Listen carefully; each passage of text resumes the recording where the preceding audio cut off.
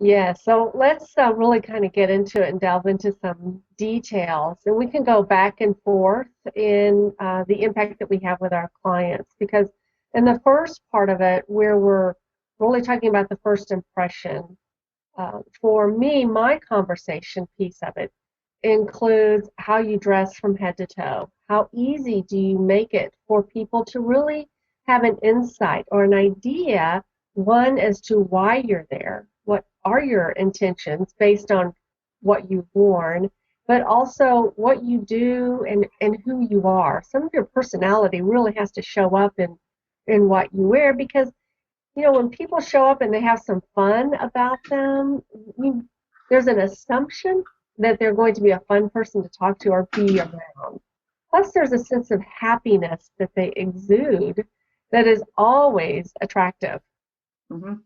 And when we look at people, we're always making judgments. It's just what the brain is designed to make judgments because it's categorizing everything and everybody. So it categorizes the cars that we see, the roads that we take, the foods that we eat, and even the people that we want to talk to, and then the people that we really want to have close relationships with. So when we're looking at people, we've got three quick decisions to make. One, um, are they good enough to, is it something we can eat, right? Is it good enough to eat? Can we get around this person and just like, and want to be around them? Is it that attractive to us? Is this somebody that we want to talk to? Do they look like they are an engaging person? Do they look dowdy and old and just closed off to conversation, or do they look inviting to it? Then also, um, as we look around the room, we're looking for people who look like they need us. It works in both ways. So Hmm. while we're making those judgments, they're making them about us as Right. also. Yes.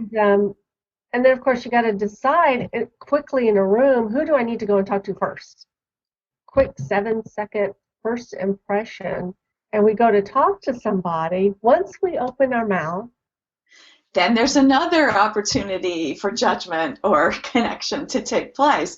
right? So Julie's expertise is in that physical impression that we make in getting the right colors and having the right clothing and doing our makeup well so that we can create that wonderful first physical impression.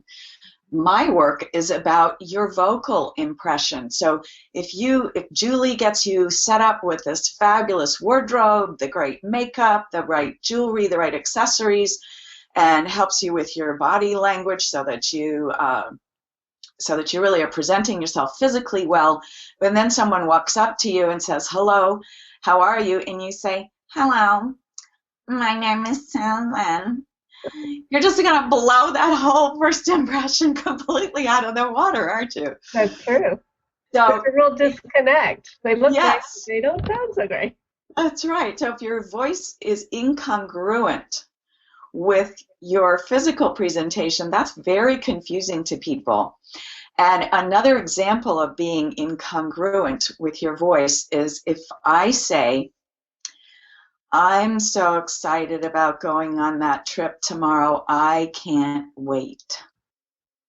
Did you believe me? No, no, not at all. No. Sounds like So you're going to the tone of dentist. voice, my tone of voice said, "I am really bored and tired and I could care less about this trip tomorrow." But my words were saying the opposite.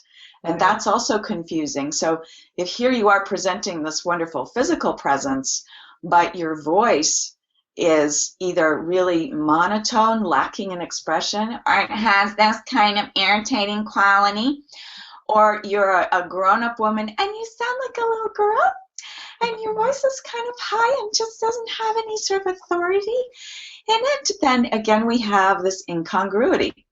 Right. And then you could have a great expressive voice, but if your physical presentation is off, again, we have that incongruity and it's going to be confusing and people are not going to be sure, who is this person that I am connecting with? That's right. The brain really uh,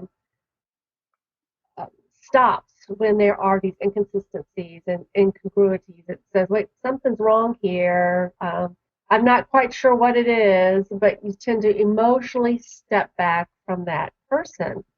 And Mhm. what helps us to move forward is to emotionally connect with people around us. And although both of our skills appear to reside on the outside of the body or even just in the voice, the reality is it all comes from the heart. Because if a person does not feel confident, if they don't feel grounded, if they're questioning who they are inside, then their ability to create a strong visual presence is going to be sabotaged. It'll also show up in their voice.